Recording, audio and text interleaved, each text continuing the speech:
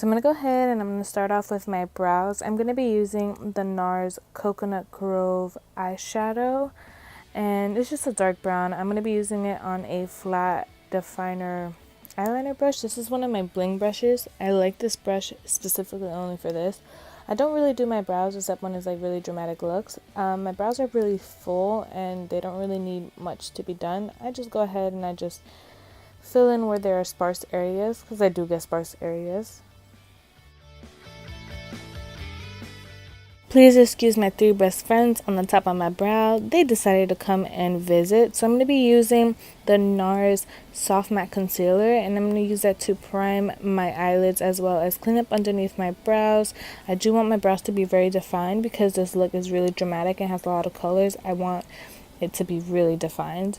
So I'm going to go ahead and I'm going to just clean that up. And I'm going to use my beauty blender to blend it all out all over my lid, just so that we can have a nice smooth canvas. The eyeshadow palette we're going to be using is the Huda Beauty's Electric Obsessions palette. I'm going to be using that orange shade as a transition within my crease, and I'm going to be using it on a paddle brush, which is my favorite type of brush to use. It doesn't matter the brand, it's just my favorite type of brush to use. And if you're looking for a really good one, Real Techniques has an amazing one. This one is by Royal and Lane Nickel, but it's not as good as my Real Techniques one.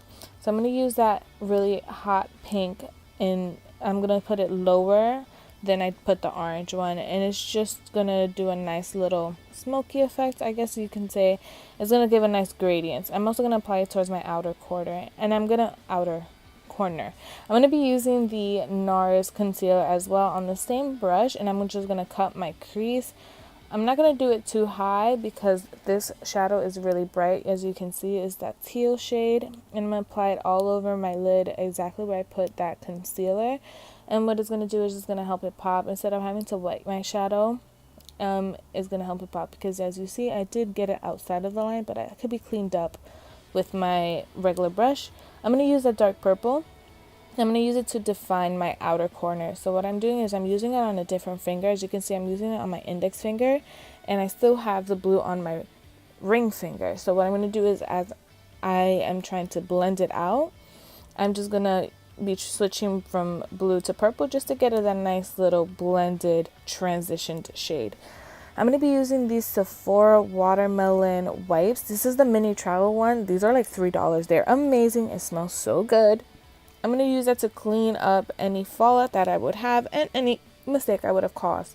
So I'm going to use the NYX matte eyeliner to create a very thick wing. This wing is going to be bold.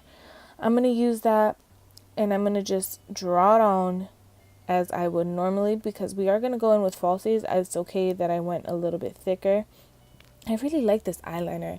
This eyeliner is really good. It dries down really fast if you're not working really quickly. So you see, I leave it out of the package, it dries down. So I'm going to go ahead and I'm going to prime my face with the Cover FX Mattifying Primer. I don't know what's wrong with this primer. I think it's that when it's like ending, it starts to break me out. But this is supposed to be the anti-acne one, but I don't know. So I'm going to use the Perversion Mascara, and I'm just going to coat my lashes and let them dry so that they're not blue and purple for when I apply my falsies. So I'm going to go in with the Milani 3-in-1 Perfecting Foundation. This is in the color 3, something beige. I can't remember the exact name of it right now. And I'm just going to apply that all over my face, mess up, of course, my eye look, and blend it out with my beauty blender.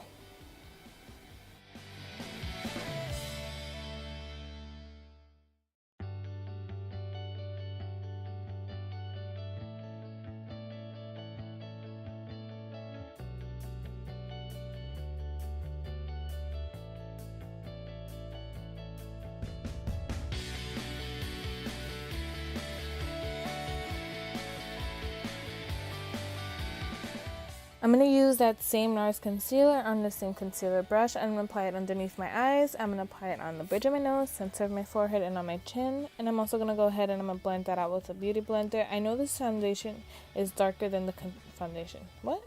The concealer is darker. It's, oh my gosh, I can't talk. The concealer is lighter than my foundation, but that is actually what I want. I want it to be really like wow and a lot of light, so I do want to go in with a lot of contour as well.